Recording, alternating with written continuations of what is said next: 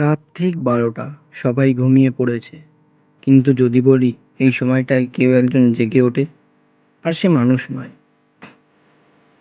আমি আজকে প্রেতকথা 2 তরফ থেকে শোনাবো এমন একটা গল্প যেটা শোনার পর রাতে একা ঘুমোতে আপনারা ভয় পাবে। চলুন শুরু করা যাক। গল্পের নাম শেষ ফোন। রাহুল তখন কলকাতায় নতুন ফ্ল্যাটে উঠেছে। ছোট একটা 1 BHK ফ্ল্যাট। চারপাশে প্রায় কেউই থাকে না। প্রথম কয়েকদিন সব ঠিকঠাকই ছিল, কিন্তু একদিন রাতে 12টার পর তার ফোনটা হঠাৎ বেজে ওঠে। অচেনা নাম্বার দেখে রাহুল প্রথমে ধরতে চায়নি, কিন্তু বারবার ফোন আসায় সে বিরক্ত হয়ে গেল। শেষে ধরে বলল, হ্যালো, কে বলছেন?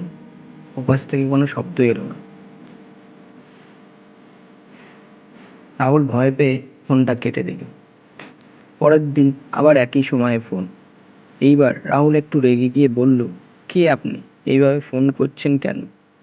ও ওপাশ থেকে আস্তে একটা কণ্ঠস্বর ভেসে এল, আমি আমি আমি তোমার পাশেই আছি।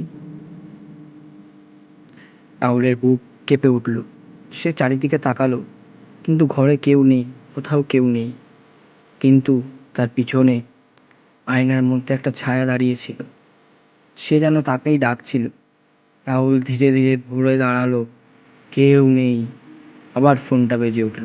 এইবার স্ক্রিনে লেখা, ইনকামিং কল রাহুল। রাহুল হতবাক। মানে সে নিজেকেই নিজে ফোন করছে। কাঁপতে কাঁপতে সে ফোনটা ধরলো। পাশ থেকে এবার পরিষ্কার বলা, তুমি এখানে থাকো না, এই ফ্ল্যাটটা আমার, চলে যাও এখান থেকে। হঠাৎ ঘরের সব লাইট নিভে গেল, আর শেষবারের মতো রাহুলের চিৎকার শোনা গেল, বিকট শব্দ। পরের দিন লোকজন দরজা ভেঙে ঢুকে দেখে রাহুল মেঝেতে পড়ে আছে, কিন্তু তার ফোনটা এখনো বাজছে। স্ক্রিনে লেখা রয়েছে, কলিং রাহুল।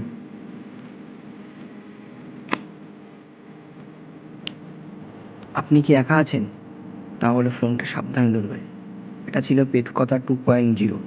আরও এমন ভয়ঙ্কর গল্প শুনতে চাইলে সাবস্ক্রাইব করতে ভুলবেন না। আর আপনাদের কাছে যদি কোনো এরকম ভৌতিক ঘটনা থাকে সত্যিকারের, তো আমাদেরকে পাঠাতে পারেন। আমাদের ইনবক্সে লিখে জানাবেন, আমাদের সাথে যোগাযোগ করে আমাদেরকে এরকম গল্প পাঠাতে পারেন। আর এরকম আরও গল্প শোনার জন্য আমাদের কিন্তু সাবস্ক্রাইব করতে ভুলবেন না। আর অবশ্যই করে ভিডিওটা বন্ধুদের মধ্যে শেয়ার করে দেবেন এবং ভিডিওটা হাইপ করে দেবেন। আর আজকের ভিডিওটা কেমন লাগলো অবশ্যই কমেন্টে জানাবেন। আশা করছি ভালো লেগেছে। তো আসি আজকের মতো। আবার দেখা হবে পরবর্তী ভিডিওতে। ততক্ষণের জন্য শুভরাত্রি। সবাই ভালো থাকবেন।